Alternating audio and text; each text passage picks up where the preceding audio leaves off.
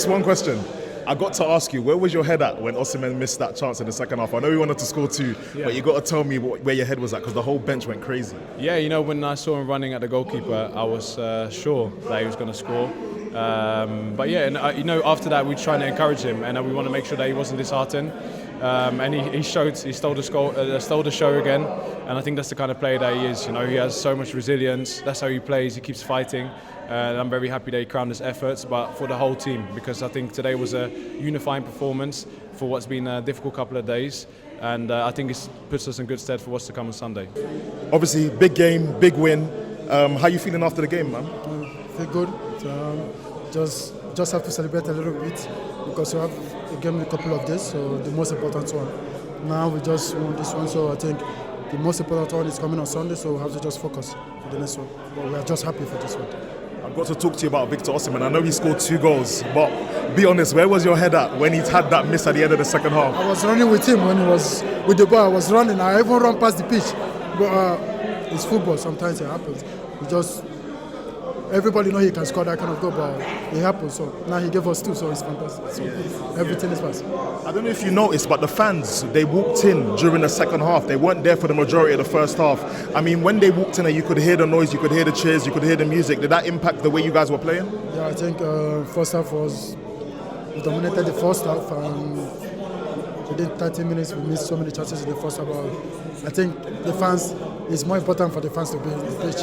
It actually motivates us, it gives us hope to play more.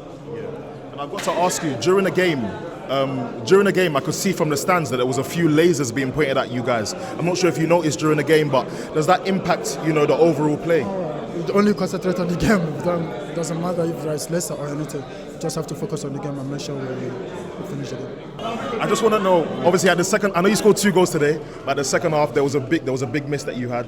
Just wanted to know where your head was at after that miss and what motivated you to go on and score the next 2 goals. I mean, I was gutted, but as a person and as a striker, I had to keep it moving. You understand? But it was bad. And then I apologized immediately to my teammate because I saw that immediately I missed the opportunity. I saw that the referee said we go into extra time. We go into extra time, and then I told my teammate, I'm sorry guys, I will correct it in the extra time. So I think for me, if I let it get into my head, I don't think I'll be able to grab those two goals also. And I think for me, it's important because sometimes as a striker you score the one people believe that you cannot score, and then you miss the one that people say you can score. So, which is normal, but I'm human, so I make mistakes, and which is normal. So for me, I had to just keep it moving. And congratulations also to the team for this performance. Yeah, I got to ask, during the game I noticed that there was a few lasers being pointed at you guys during the match. I don't know how much it impacts, your overall play, so I just wanted to get your thoughts on that. I mean, I actually saw the person pointing the laser at me, but it was the person was also in the stand. I couldn't go there, but for me it's normal, when you have this, they know the kind of quality we possess, so they're trying to use the laser to distract so many of us. So for me, I just keep it moving. I don't even think about it. And I know that the big news obviously this week was the whole boycott situation. I'm not going to ask you to go into detail about that, but what do you think happened between then and now for you to still be able to come out and put on a good performance despite not having the full amount of training? I mean, for everything that has happened, to be honest, all the players were locked in.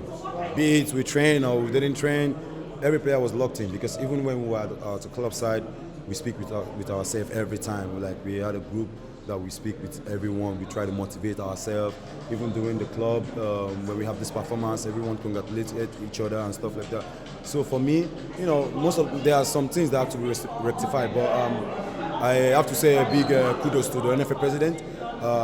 He swiftly come into the picture and get it sorted. So which is fine and good. So for us, now we've won the game, and the most important thing now, everything is resolved. We go back to our hotel. We try to prepare for our next game and try to see if we can get it done also. But of course, I think we can get it done. We have the squad to actualize this dream of going to the World Cup, because everyone wants to go to the World Cup. We have to be in the World Cup because we missed out on the last one, and I think we have the quality to do it. Victor, thank you so much, bro. Appreciate it. Take care.